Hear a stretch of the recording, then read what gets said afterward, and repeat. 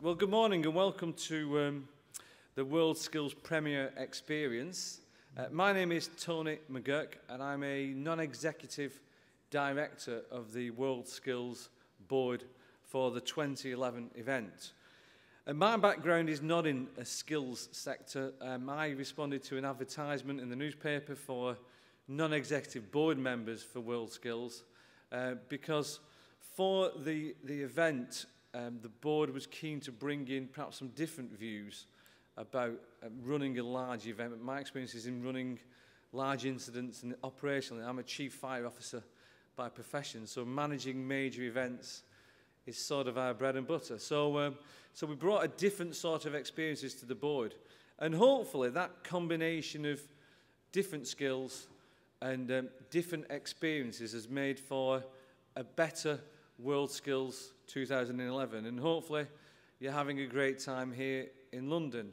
How many colleagues are actually just here for the Premier Experience, and how many were at the opening ceremony the other evening, for example, the O2? Yeah, quite a few. Enjoy it? Yeah, I thought it was a great night, and I think as a venue, what we try to do is offer as much diversity and as broad a range of experiences for people visiting WorldSkills, but also a great experience for the most important people, the competitors.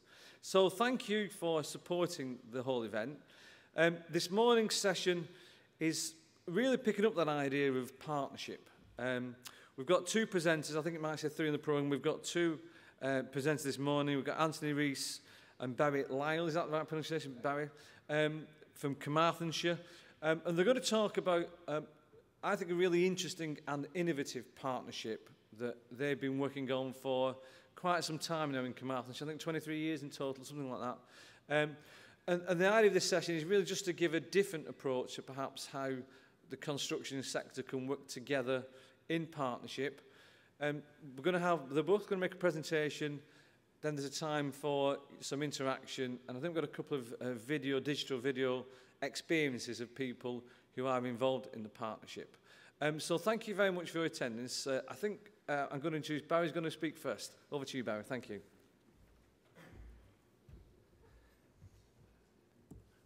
Many thanks, Tony. Good morning. Bore da, croeso cyrydd i chi gyd. Now, with that Welsh accent and those few words, you will firmly understand where I come from at this point in time. You will appreciate, however, the rest of the presentation will be in English.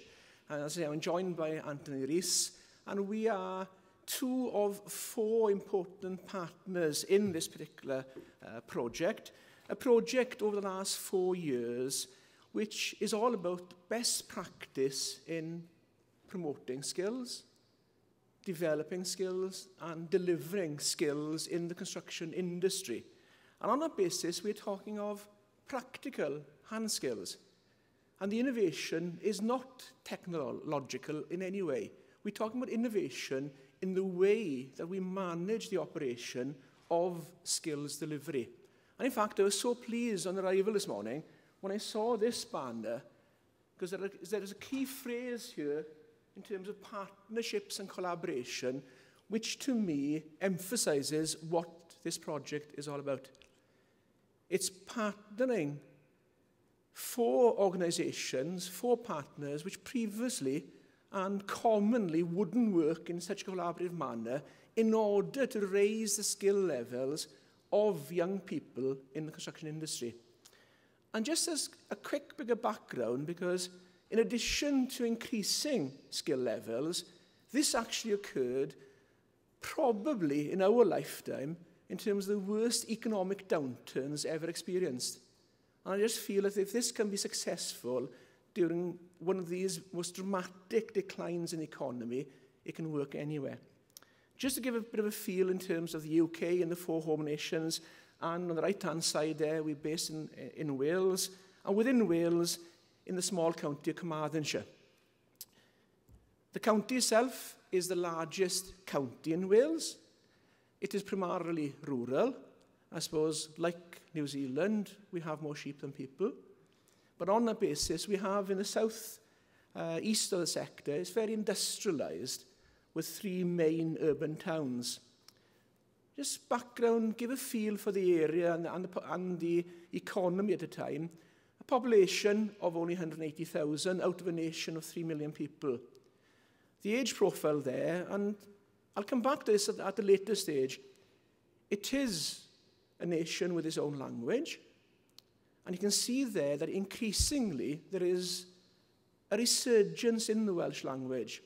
At this point in time, 64% of the population understand Welsh, with nigh on 40% who actually speak, read and write.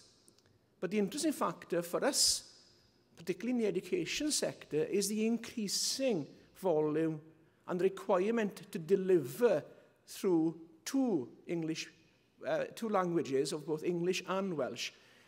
The young people coming through our education system, in fact, 72% of those currently have Welsh language skills. Now, when you're working in the construction industry, I mean, in particular in the project that we work with, in terms of regenerating the local authority housing, it's particularly important that the young people that we train and develop are dual language to work in people's homes. I mentioned the economic downturn. In terms of employment within the region, 28% of the population is economically inactive. And of those that are economically active, only 9% are self-employed. And as you can see, the young cohort coming through, they account for a third of all unemployed people. Within the region, we have 5 deprived communities, one of which in the urban centre is one of the lowest socioeconomic regions in the whole country. They have 21,000 benefit claimants in the county. And as you can see there, a high proportion of both looked after children and those in care. I particularly represent, and I'm the principal of a college, Coleg Sir Gar. It's a college of further, higher and adult education. We have in any 1 year 10,000 learners, 3,500 full-time learners, 800 staff based on 5 campuses. And the 5 campuses have their own specialisms. One will be engineering, another will be construction. We actually operate our own dairy farm as well. On twice daily, we milk 500 cows, for instance, and that is a profit-making enterprise. As an operation, we have a turnover of approximately £31 million per year. And again, you can see there a high proportion of our learners are Welsh speakers. So we have to deliver in a dual language. The background of this particular project, if I look back 4 years when we started the project, the construction industry, and I'm talking here on a national basis, not only in our region, things were not good. In the majority of the skill areas, such as carpentry, bricklaying, and so forth, it was restricted to a level 2 qualification. Completion rates were only 58%. Perhaps the most damning statistic would be on that basis that 42% of all learners starting did not complete. So if we use that as a reject rate, that is quite profound, isn't it? Now, I'm talking of the sector as a whole here. The retention during the apprenticeship period, 62% only. Again, when you consider it, over a third of individuals starting programs of apprenticeship training in the sector left before they completed. And at the end of it, and this perhaps is a statement of fact that we need to consider, only half the individuals trained would eventually move into employment in the sector. So that's quite a significant drop-off. And we also reviewed the sector as a whole in terms of there's very, very poor coordination between training providers, between colleges and the employers. And that was key for our success.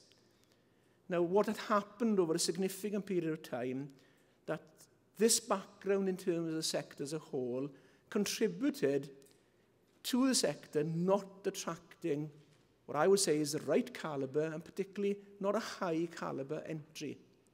And we had to address that issue over a longer period of time to attract and improve the calibre of the entry. So the way forward, when we considered this 4 years ago, the employers were telling us quite clearly, the sector was telling us, they are demanding higher level skills. We were saying, if this is to work, we must have an improved employer engagement. In particular, the coordination between training on-site in the sector and within college. And before the young people went out on site, particularly important that we gave them higher level skills, because the feedback was clearly there from the employers that the young people arriving on site did not have the appropriate level of skills. However, and the however was, when we said to the employers, well, can we have an extra 6 months, an extra year? Quite clearly not. So the term of the apprenticeship was restricted. So what we had to do was to deliver more in the same period of time. How we delivered more, I'll now hand over to Anthony for some detail on that particular basis, and then we'll join with you in conversation later with any questions. Thank you. Anthony. Good morning, bore da. Welcome this morning. I'm going to take over the next stage of the presentation, and I work for this body here. We're the contractors group. We're the private sector. We've got about 60 contractors involved in there, 60 companies involved with the CC Tal brand. Okay. I'm going to call it CC Tal because it's easier on the tongue. So we've got 4 key partners really that are involved in this scheme, this innovative scheme. We've got the Commercial County Council, the local authority, who is the client really. They set the work out. They've got the capital spend there, which obviously we've got our contractors working on that capital spend. And we've got Construction Skills, another key partner, because we draw a lot of funding down regarding the scheme costs. So 4 key partners involved. Take one of those out, the scheme wouldn't be what it is today. The local authority got involved with this, obviously with a severe downturn in 2008, just after we kicked. This scheme started in 2007, but we had a severe downturn in 2008.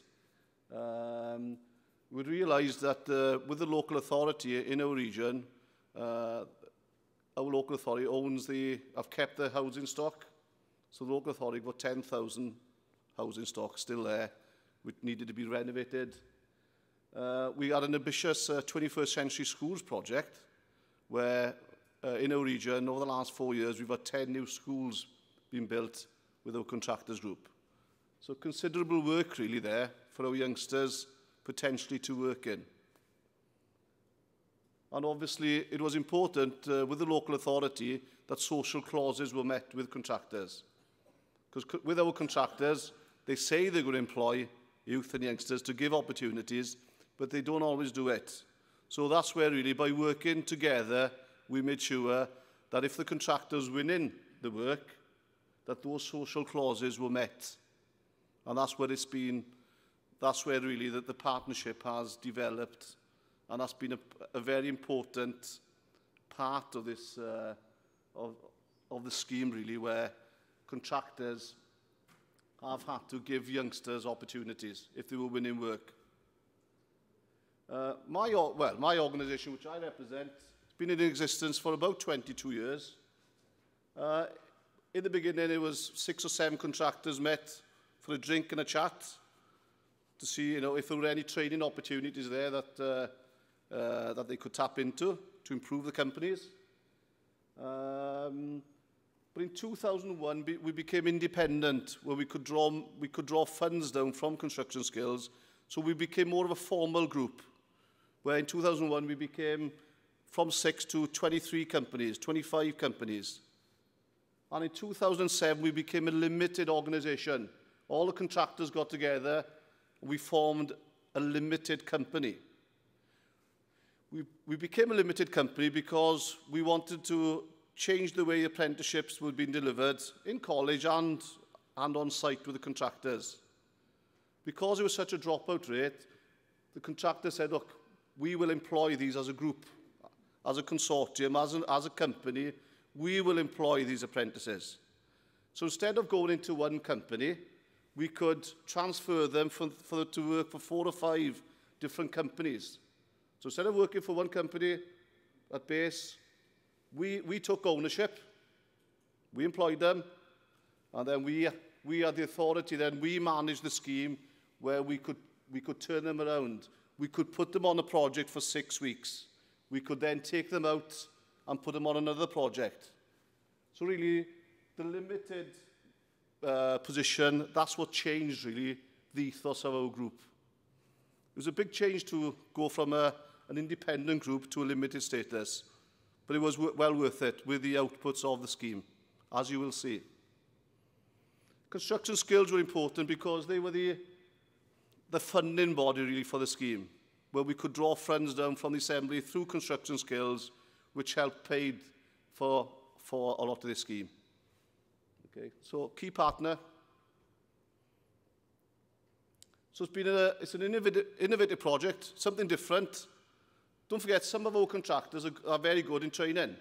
So it still enabled the contractors, the individual, he could still take his apprentice traditionally so that never changed. But this enabled us really to employ more people within our region because of the shared ethos. And it was a collaborative development between employers, education, and the local authority. So really, the aim of the shared apprenticeship scheme was to give them a better experience, really, out on site. So we could, and you know what it's like with youngsters, is that sometimes if they have a bad experience with a company, you lose them forever. So at least with the shared ethos, we could marry them up really in a marriage type of way, where we could actually get the right mentor working with them on site over a period. So it was to make their experience a better experience in industry over a three-year period. I'll come back to the benefits, okay? That slide should have been somewhere else. So when we kicked off the shared apprenticeship scheme, with a contract for a 5-year pilot, so in 2007, we spoke to the contractors group. What are we going to take on? We had a lot of carpentry and bricklaying work then when we kicked off, when we started. So we went for 24 apprentices. That's the contract we had. In 2008, we changed from bricklaying to plastering because we had a lot of plastering work, renovation work in our region. So we just didn't employ anybody. We did look at the local needs in our region, which was important. We didn't want to train for training just for the sake of it. We knew that the work was going to be there for these youngsters over a 3-year period.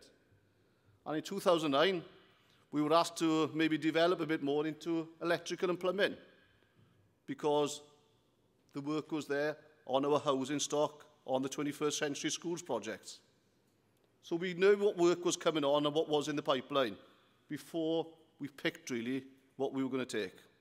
Okay, so we did, again with collaboration, we wanted to target the right people for the work that was being developed in our region. So with the first intake, the first 24 that started in 2007, and we're talking about youngsters 16 to 24. So from the first intake, we had over 96% achievement. If you remember Barry's slide, 50%, 60% attainment, exceptional exit really. And out of the 24 original, 22 of them achieved a level 3, which again, exemplar kind of statistics, and these are not my statistics, they're national statistics, where by moving them around, we could give them better. That's why we kept them, because they had a good experience out there. They were doing the right work against their qualification. Key things, really. We give them a good mentoring support, because with the youngsters, it's a bit up and down with their careers. Things happen with the youngsters. So we give them the right opportunities. We give them time to learn. And after the 3 years, 18 had jobs, 2 set up their own companies, and 1 went on to do a degree. So we were very pleased with the first output, because as a pilot, we were learning ourselves when we were developing the scheme. We didn't quite know what was going to happen with it. So the next group that started, They finished last month. Again, exemplar figures, 96%, 100% attainment. And again, if you looked at 13 who had gone into jobs for the local contractors, but in Wales, we've got a lot of old buildings, pre-1920 buildings. So 6 of them had heritage project bursaries. So this is where we spread out, really, got into other work, additional work, heritage work, our housing stock being refurbished. We've got new 21st century schools where our youngsters have gone into different, and they've learned different skills through the programme. So the scheme really has developed over the period. If you'd have told me when we started we're going to have 6 to do heritage work, I didn't see it. But that's how we've developed. We've built a network, really, of employers and partners within the 60-odd companies we've got now in the scheme. And again, we're into last year of the pilot, where all of them achieved the level 2 over a 2-year period, and we've got 28 now doing the level 3. We put additional courses on, where, for example, a 2-day site supervisor course. If I had to buy that from a provider, that would cost me, for 25 youngsters, about £5,000 to buy that qualification. But because of the partnership we've got 1 or 2 big contractors in our region, as Kia Western, a big company, where because they've won the work in our region, we've asked, what can you give back into our project, please? And they bring a trainer down for a 2-day period, and they put that course on for us. So we're having something back from the contractor that's winning the work. So it's the buy-in, really, from all angles. They want to. We've got Kias now, or we've got companies who want to help and deliver, because it's good for the company's social clauses too. So really, the social clauses have been key, really, in when a company or contractor says he's doing something, we've got there really as a watchdog, really, overseeing it to make sure that they are giving something back on those projects. And the outcomes, really, where we've won national awards for our collaboration, because it's been such a successful scheme to date. Construction Excellence Colega Cymru, we've had Apprentice of the Year in our country. So you can see there a list of it, of winning national awards for the way that we've changed and adapted, really. And, and I think I'm right to say that we were fortunate. We had a small delegation in 2005 that went to Helsinki, to the WorldSkills experience in Finland in 2005. And we realised there, we thought, God, can we do something better back in our region? In a small part of our region, our small country. So a few of us got together after that WorldSkills experience in Finland, because we wanted a better skilled person. How can we improve skills in our region? In construction. And we have done it. So the seed was planted, really, at WorldSkills 2005 for the small party that went to Finland. And really, the fruits really have been born in that. This has been a marvellous scheme to be involved with. When you see local people, youngsters, earning and learning back in their region, back in their community, and actually being employed after their apprenticeship time. And you'll see examples, really, of some of the work and some of the youngsters as we go along. Go back. Yeah. Just go back. Bear with me. Okay. So benefits, really. The overall benefit, 90% attainment, job outcomes, high retention, work after the apprenticeship scheme. We've made them more employable. I think that's key. That we haven't trained for training purposes' sake. We've tried to make these youngsters, to give them a stepping stone into the world of work. It is tough out there, but there are opportunities there. And by making them, or giving them extra skills, we have made these young people more employable. As you say, we've had them working on various projects. We had 2 lads in the summer that were invited out to Romania to work on a Leonardo project. We sent them out there to work. We've got one of the apprentices at the moment who's working on Royal Household Buildings now with Prince's Foundation Project, on the Prince's Foundation Project. So we've worked well with the region, but we've partnered well too with external companies. There's a big world out there, and we want to try and give our youngsters every opportunity that they can earn that work and win that work with various contractors. Again, with the multi-skilling, with heritage work or whatever we've put on, we've put those extra courses on exactly that can help them with that stepping stone in the world of work. And it's been key to cost-effective training to the contractor, where it's helped if the contractor has only got work for 6 weeks, he can come to us, come here 3 carpenters, please, for 6 weeks. We go roof work for 6 weeks, please. They pay a bit accordingly, so they haven't got to employ and go through that employability issues of employing young people. They can come back into the pool, and we can, we've got a good subcontracting kind of ethos, really, and a partner of them. So really, if we had 4 contractors, a good example, 4 contractors have got 6 months of work each, they wouldn't take 1 apprentice on in current terms. But with that joined up work, it's 24 months work, that's employed 4 extra apprentices. So it's given a different ethos, really, into employability. It's enabled contractors, through our work collaboration, to give more opportunities there, because you know what it's like today. A contractor would not take somebody on with 6 months' work. 5 years ago, he knew he had 2 or 3 years' work. He could take the hit. But they're very, and we don't really know what work contractors have got maybe in 12 months' time. So the key really, by joining up, we can share that workload. So this has made we have, because of this joined up thinking and the collaboration, it's given the youngsters more of an opportunity there within our region to be employed. So that's obviously, so it's given a flexibility to the contractor, and obviously it's been flexible with the learner too, where we can move him around. Before we ask any questions, there are a couple of digital stories here, and I think it's worthwhile you hearing from some apprentices. That's not Sean on first there. Yes, whatever. This is just a quick story back from Wales. I'm an electrical apprenticeship for CCTAL.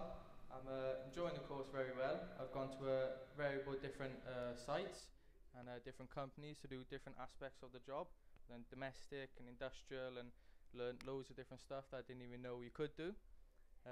I'm doing very well in college. I've been in a multi-skill where I've had to do some plumbing, so I've learned a basic plumbing skill. And yeah, the courses are very, very good. You know, you learn a lot of stuff and do a lot of good college work. So yeah, I would recommend it to anyone that would want to do an electrical apprenticeship. Can I go? Yeah. Oh.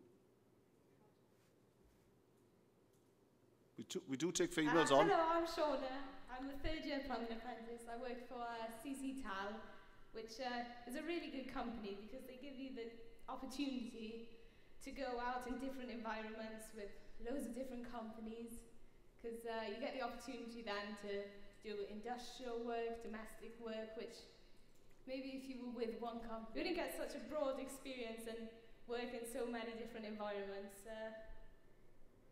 I'm a woman working in a male environment, and it is nice. Everyone's always nice to you, and I'd advise any girl who wanted to go into the industry to do it, because it is a good industry to be in. Thank you. Well, if you can all see us, if there's any questions, really, perhaps sit down with Anthony, okay. grab a seat, Anthony, and really over to you guys. Any questions? Good morning. Yes, what is the situation of the working sectors in this process? For example, in the definition of the profiles, professional profiles, is collaborating them together? Excuse me, could the questions be to the room rather than just to the... Yeah. So we've got a microphone here. It might be easy to hear the questions. Yeah.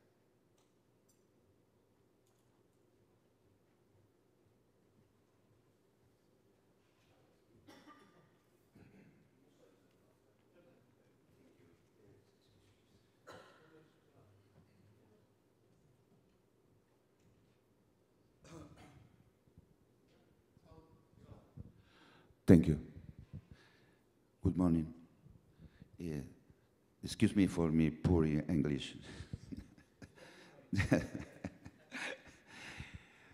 my question is, what is the participation of the worker sector in this process? For example, in the elaboration, the professional profiles with the employer sectors and the council, the state. This is 3 parts.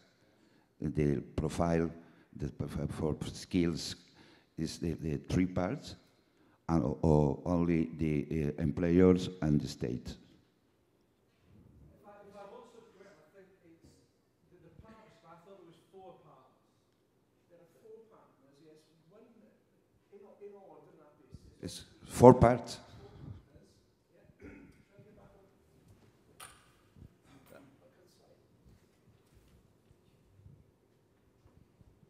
In terms of the college yourselves, yes, as the educators, we have then the industry sectors who provide the site experience for the young people who go on to site. We also have then the local authority, the state, the council, who provide the buildings, the housing stock and the schools for the contractors to work on where the young people are employed. The 4th partner that Anthony made reference to was Construction Skills. Construction Skills in the UK are the Sector Skills Council, and they authorise the qualifications to be used. So obviously, what we can't utilise is our own local qualifications, so we use national qualifications accredited by the Construction Skills.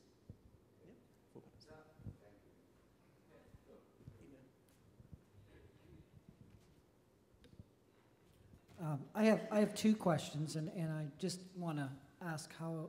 So, it is a 3-year term. Yeah, okay. So, how much on-the-job training, time-wise, compared to at college theory-wise, I would say, is the first question. And second question, when you talked about the companies, you know, having the 6 weeks work and not being able. So, how long does an apprentice stay with a particular company over the term?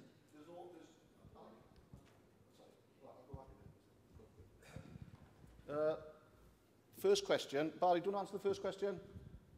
Yeah, on that basis, the overall term, you're quite right, is 3 years. In the first year, they are full-time in college. Now, that was demanded by the employers. If you go back to the weakness which was perceived, was that as young people entered the industry, they did not have the appropriate skill levels. So for the first year, it is intensive, 5 days per week within college. In the second year, it's a blend between work placement periods of up to 8 weeks with college. And in the third year, they're 4 days a week in industry and 1 day a week in college. So you can see at the start of the program, it's intensive in college and it wears down, and vice versa with the applications then and opportunities in industry. I'm sorry, what was the second half of the question? I've got the second part, yeah. You answered it by how much time they stay with the employer. It was a healthy debate, actually, asking, because some of the employers said, let's get these youngsters out early for them to come into the real world of work. But we decided, no, we'll keep them into a college environment to build their skills up in a better environment. So that's worked, really. So the college held them for the first year. They're 12 weeks on site in that first year. Okay? But that was a healthy debate, because some of the employers said, get them out from day one. Get them out in the cold. But no, it isn't. So with the setup it was, we changed it, kept them in college, built up their skills. So when they went out on site, after 20 weeks, they had their own toolkit. We bought their toolkits for them. So they had something, they were half prepared, really, that they could do half a job. They had good hand skills. Not the second question, there's no time frame for an apprentice with a company. We leave it could be 2 weeks, it could be a week, depending on the work. If there was a critical stage of his apprenticeship, roof work is important for carpentry, complex roofing. If the job was there, it's a 10-day job or whatever, you'll just go out and work for that 10 days and pull him back into the pool then. But we try and keep them. In the last year, the last 5 months of their training programme, we do try and keep them with the same contractor that potentially they're going to get a job with. Okay, so we move them around, but we move them less in the last 4 or 5 months of their training. Again, but it's on a, we're flexible, it's a flexible programme, so it works both ways, really. Does that answer it? Yeah. Okay. Yeah, my question is probably not so much looking at your system of managing your apprentices, which is a great idea. It probably goes back to the question about apprentices outside of that program, about your high cancellation rates and low completion rates. We have the same issue in Australia, especially in Queensland, where I come from. We've actually introduced now, like where a student at years in the latter stages of their education can start an apprenticeship while they're still at school. I'm just really trying to hear from other countries, I suppose, as to what's their initiatives and innovative ideas of trying to address that issue of the capacity of these young people coming out of our education system to complete an apprenticeship. And it's the same, our employers back there are expressing the same issues of the standard of the people starting an apprenticeship. So I just really would like to hear of other ideas of what other countries are doing. Absolutely, I'll take that on board because, as I mentioned to you 4 or 5 years ago, the industry was not recruiting appropriate levels and types of individuals. And what we have illustrated as well is a second initiative where within the UK, the school leaving age from compulsory education is 16 years of age. What we do now, mainly, and this is UK-wide, not unique to ourselves, there's an increasing contact for vocational training at 14 to 16 years of age. For the construction sector, what happens as part of their normal school provision, young people now have the option of taking a period of time each week on vocational training. So prior to starting this apprenticeship programme, many, not all, but many of the young people will have been in college for one afternoon or one day per week, having an initial experience in the construction industry within college, within a safe environment. And that has been, again, a key driver to prepare young people for the sector. And that's gone on in parallel with this. Now, we actually started it because that was a big change to work with the school sector. We actually started off on a Saturday club where individuals from the school sector would come in on a Saturday morning for 3 hours to taste some various skill sectors. But that's moved on now, and in any 1 week, for instance, in our college, we have 1,000 young people, 14 years of age, from a range of schools who come in to taste these particular vocational skills, not only construction, but across the board. Yes? Thank you. Good morning. You've obviously had a very successful pilot in terms of your achievement rates and the retention rates after completion of apprenticeships. Are there any plans now to continue this programme from this point onwards and take on further intakes? And how dependent are you on external funding being available from the Welsh Government? Good point. Anthony will answer from the employer perspective. You're quite right that this has been identified by the Welsh Government as a priority area, and it is now been rolled out. This was a pilot for our period in our region. They have now actually pushed this out into the sector as a whole, and in 2010, the Welsh Government have sponsored across the whole of Wales what is known as a pathway to apprenticeship programme. And it covers other sectors like manufacturing, the land-based sector and IT. So they've actually taken our initiative and copied the first year. Now, the answer to the first gentleman was that the first year is intensive in college. The pathway to apprenticeship programme within Wales now is 1 year post-school pre-employment. So that's been taken on.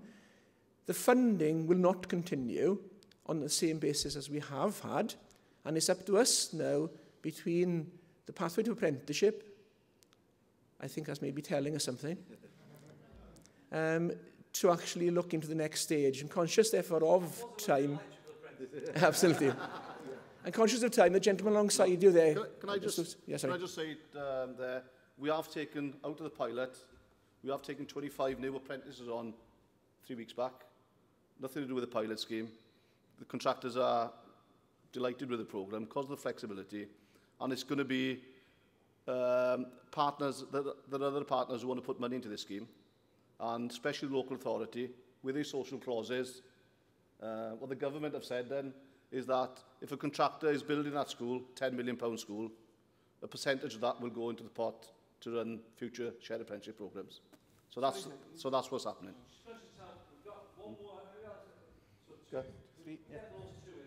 Yeah, good morning. My name's Wayne Collier. I'm from Polytechnic West in Perth. We train around about 12,000 apprentices every year, so it's always good to see, you know, different pilot programs in different ways. We've actually been doing some work with the Welsh Government on alternative apprenticeship models, so I wouldn't mind having a talk to you about that later on. But could you please clarify for me, at what stage in your program do people graduate with a trade certificate so they can go out into the industry? I'm just not quite clear in level 1, 2s and 3s where all that sits. We wanted a level 3 qualification. Okay, I think it's similar to the Australian, because Bob, who came over from Australia a couple of years ago, oh no. So we look at a level 3 qualification at the end of the 3-year term, so they would gain their qualification at the last couple of weeks of the training program. So it's a 3-year program. Yeah. They'll attain the level 2 at the end of year 1, and then continue for the 2nd and 3rd year to complete the level 3. Now that's against the traditional background where they took 3 years previously to have a level 2. Okay. Conscious of time. Okay. Yeah. Try to make it brief. I'm just reflecting on what you were saying about the Welsh Government rolling out the programme into other sectors. But for me, the key of what you've said, and this is what I want to check with you, is the employer body. And from what I'm hearing, it was the employer body which came together, CC Tal, yes, which actually, in a sense, drove this with ready partners, but they drove it. And they seem to be at the heart of it. They're almost like a what in England historically has been called a group training association. Yes, very much so, yeah. So I'm presuming you're wholly owned by the employer body. I'm employed by the employer, yes. And I'm just wondering whether this rollout will succeed if it's being rolled from the centre, as opposed to this coming from the employers. And just subsequent to that, I mean, the construction area is well known locally for having many small employers, some single people bound, some family firms and such like. And I'm wondering what the range is in your employer body, your 60 members. You know, are they medium? Are they slightly larger? Are they very small?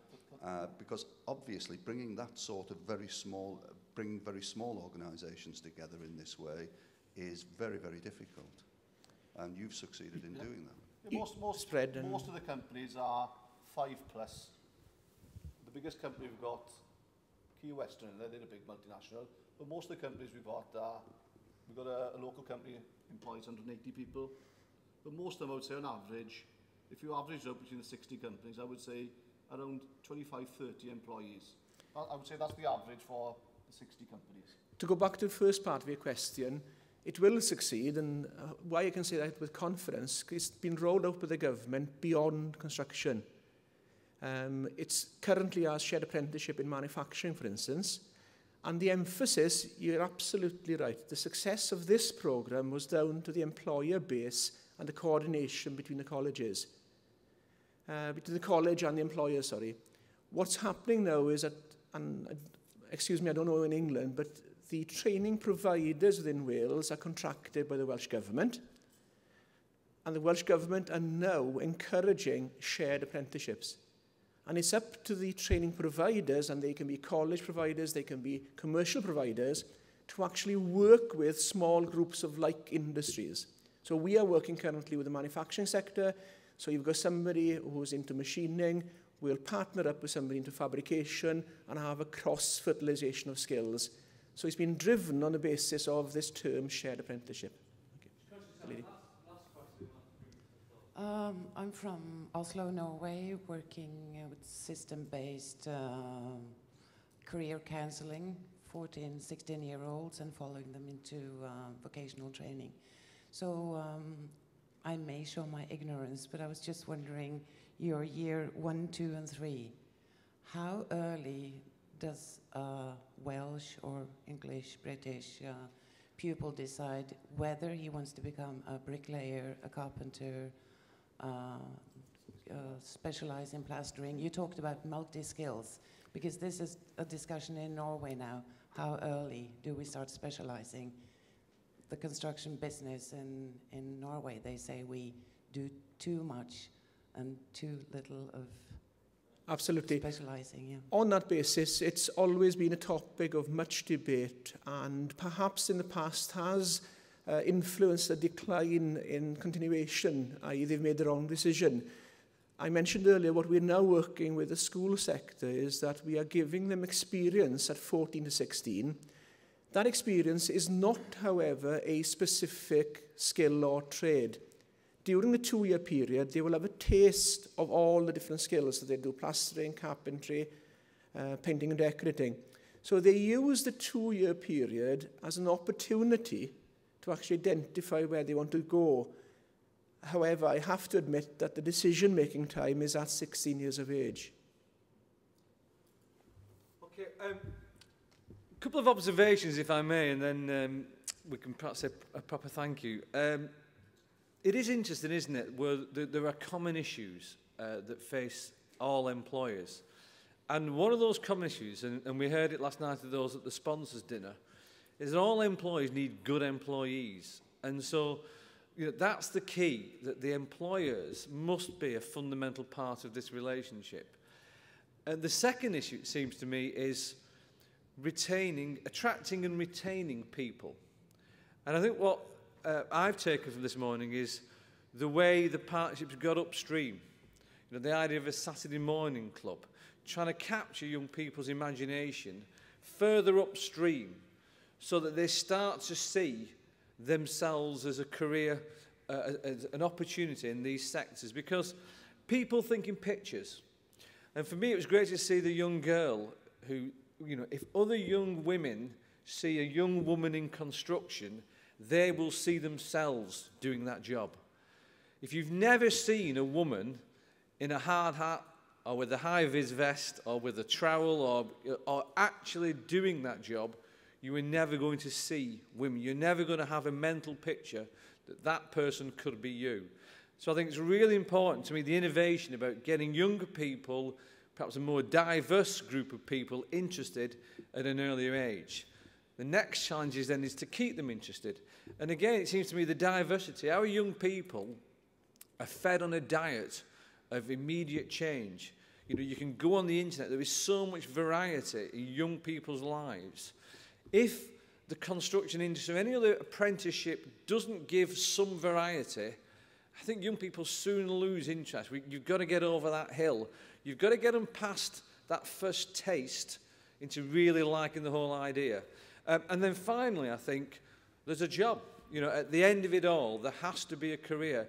And again, what I liked about that initiative was the diversity of careers. Some people going into self-employed, people going on to further education as a degree, some going into very specialised work in heritage projects. So hopefully you found that a useful example case study of one way of trying to crack this, I think, quite extensive problem across all sectors of getting the right young people coming into the right sector for them and for the industries that are growing, the industries where there are opportunities, and then keeping those young people interested through to employment. So on behalf of all of you, could I thank our two speakers this morning and ask you to please join in me in saying a proper vote of thanks with a round of applause. Thank you. And thanks to you guys. Thank you very much indeed.